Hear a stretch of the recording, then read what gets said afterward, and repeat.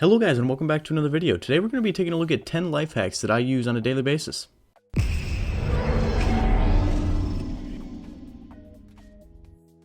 Alright, starting off with masking tape. Now it's useful for some other things, but the way I use it to label my cables. So if I have a USB Type-C to something else cable, then I can label it with that so it's easier to tell without looking at the cable what it is.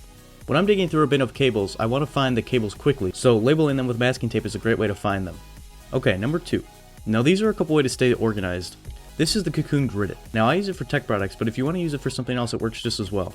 It's a series of straps that hold different things of different sizes down onto it so it doesn't slide around in your backpack. So when you're digging through your backpack, it's easy to find the small things that you're looking for.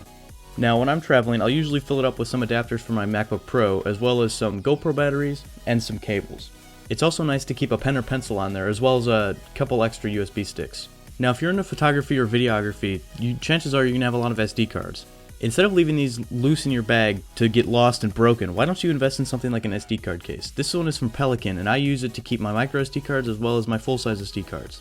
It's very durable and holds 12 full-size SD cards as well as 6 micro SD cards and 6 mini SD cards. When traveling, it's much easier to grab something like this and pull your SD cards out of it and then put them right back in when you're done shooting, instead of having to find them later. Number 3 is taking advantage of the time savings of keyboard shortcuts. Now, a lot of people don't actually use these, and they go through the slow way of just using the mouse to do different things.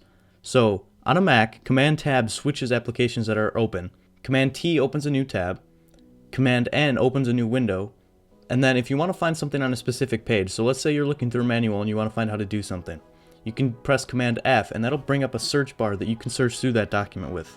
I'm sure many of you are using the keyboard shortcuts for cut, copy, and paste, but Command-C copies, Command-X cuts, and Command-V pastes. And if you want to undo something you pasted, Command-Z will undo it. Command-A will select the entire document so you can delete, copy, or repaste with something else. Getting a new computer takes a lot of time to install all the apps that you want, but you can use a site like nightknight.com or getmacapps.com to download the apps that you want specifically. For Get Mac Apps, you go to their website, you choose the apps you want to download, then it'll create a string of text that you paste in the terminal, and it will download those. Night Knight works in much the same way, except it's on the Windows side of things. Next up is using a password manager. So most of the people use the same password on every website, and it's not a very secure password. It's something that's easy to guess, like their last name with a couple numbers or something. But if you use a password manager, you can generate a password that's very difficult to crack, up to 30 or 50 characters if you want. These characters are random and hard to guess, and each password is stored in a vault. Now, I'm using LastPass, which is a great free solution, but there are other paid options out there. On each site, you create a new password using LastPass. Then, it'll save it in your vault, which is protected under one password that you came up with. This is a password you want to make very secure, so don't make this an easy password to guess either. For most people, their phones don't last the entire day. With how much they're on Facebook, Snapchat, Twitter, etc., their phone's going to die before the end of the day. I know mine does pretty much every day, so I have a battery bank. Now, there's a couple ways you can do this. You can either get a big battery bank and keep that in like a bag or something, or you can get a smaller battery bank or even a battery case that stays on your phone full time and charges your phone when it's getting low. Number 7 kind of builds off of that. These are keychain chargers. So these are small little cables that attach to your keychain and let you charge either a micro USB device or a lightning device. So you can charge your iPhone and an Android device at the same time using these cables. Now these can plug into the battery bank or plug into the wall directly if you want to use it like that. These are very convenient to have because you never know when you're going to need a charge, and if somebody else needs a charge, it's nice to be able to provide a cable for them.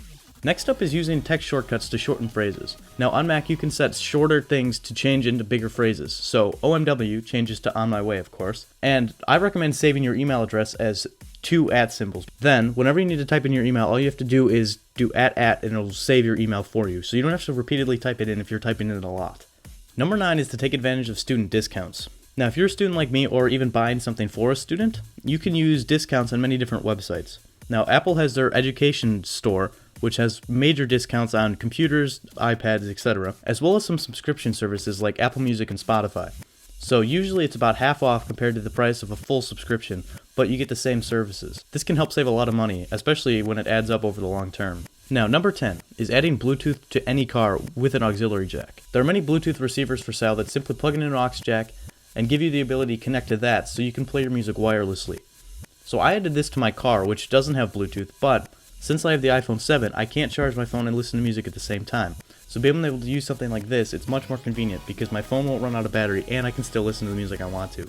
This is pretty easy to do. You just plug it into the aux jack and provide power and you're good to go. And here's a little bonus one. Keep some backup cash in your phone case. Now, I don't recommend the wallet phone cases because that way if your phone gets stolen, you lose all your money too. But if you carry a wallet and a phone, this is a good way to have backup cash in case your wallet gets stolen. Usually it won't add any thickness to the case and you won't even notice it's there until you need to use it. So that's all for this video, guys. I hope you enjoyed. Thank you guys so much for watching, and I'll catch you in the next one.